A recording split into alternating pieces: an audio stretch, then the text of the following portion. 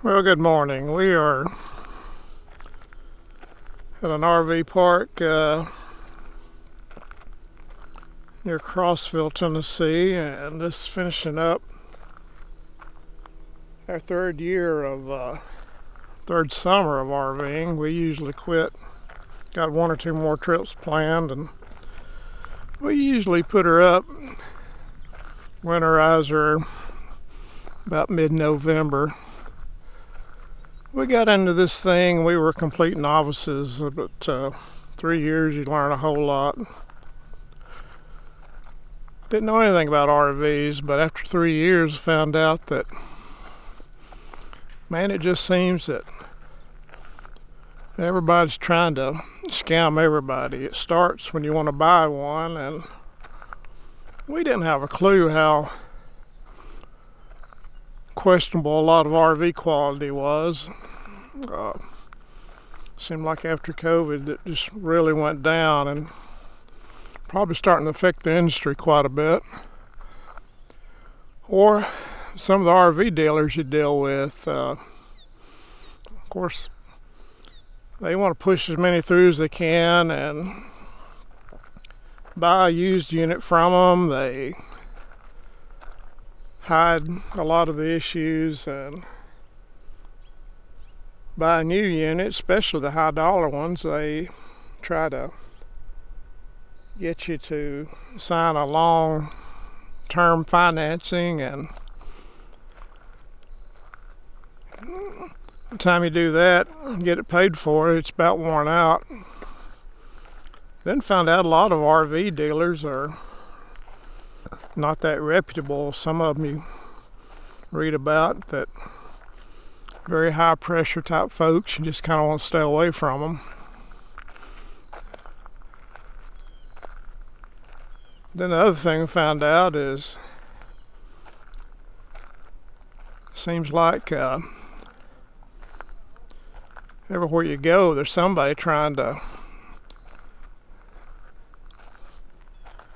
make a little money off of you. RV sites, some are really on the up and up, some are not so much. We've learned to try to catch a lot of the little scams they do, like when you rent an RV site and they want to charge you extra money so they can reserve it, so you get the site that you paid for. We don't do that, but I've never had a site that we paid for that we didn't get. One that we stayed at was rather interesting, out in the middle of nowhere, and they charge you for internet, extra $3 or $4 a night. Of course, all the food and everything at these RV grocery stores are jacked way up. I get that, but how many times you ever seen anybody in an RV store buying anything? Then, when you get on the internet and look at an RV park, just about all of them show a aerial overhead view, and you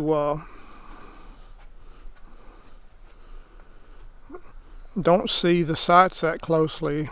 Now, we have a rule of thumb: we never drive more than a couple of hours, and I've never stayed in an RV park that I didn't check out first.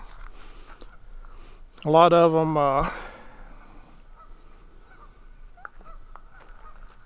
really squeeze you in. They seem like the nicer they are, the stuff to look at, the closer you are with your neighbors.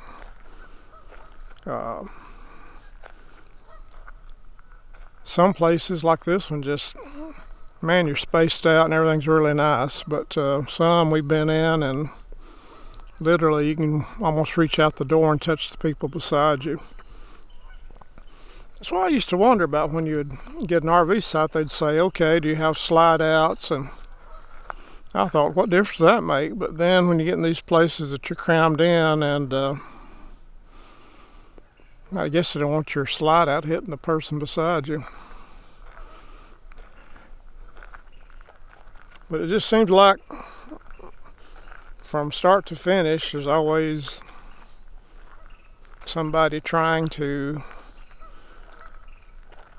scam the person, whether it's an RV park or a RV dealer or the folks you got to deal with, RV quality, that type of thing. But here's the moral to the story. Come out here in mid to late October. We've got this place to ourselves. Utterly beautiful. There's leaves turning. It's just fantastic. And it's sad. I mean, you get on YouTube and watch people's videos, and the videos that seem to dominate are the ones that are complaining about how they bought junk and can't get any satisfaction from the manufacturer, that type thing, the dealer, warranty type issues. So that's the bad situation right there, that folks can't get out and find a place like this and just thoroughly relax and enjoy it.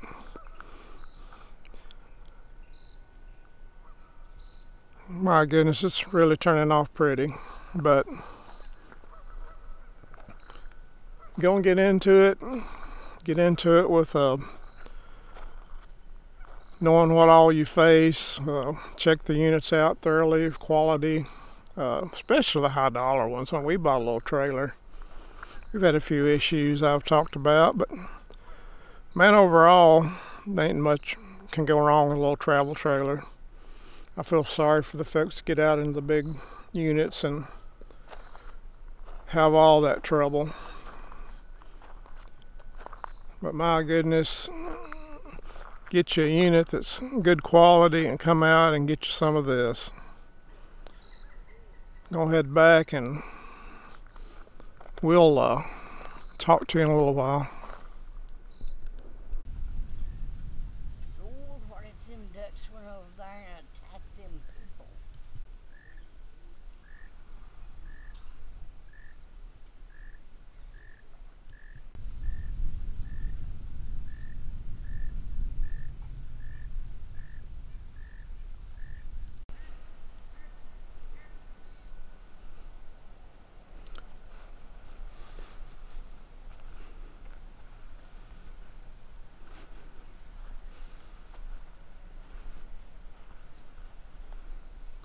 You'll notice from the pictures that we're getting real close to Halloween. This is just a few days away. And we talked a little bit about RVing in general, how naive we were when we started. And you got to be careful with the dealer. You got to be careful with financing. You got to be careful with the RV sites you select, and just all sorts of things going on. But main thing is not let it scare you. I guess that's my Halloween theme. Yeah, there's some stuff out there, some junk, but do your due diligence and get the right unit and make sure you have good sound equipment, and man, just get out of here and enjoy it. This has been an unbelievable few days. The leaves are starting to really peak out, about as good as they're going to be. We've had a terrible drought summer, but weather is amazing. You're not going to see this if you stay home and don't get out. So don't let everything you read and hear about scare you. Get out here and start enjoying. And we'll talk to you later.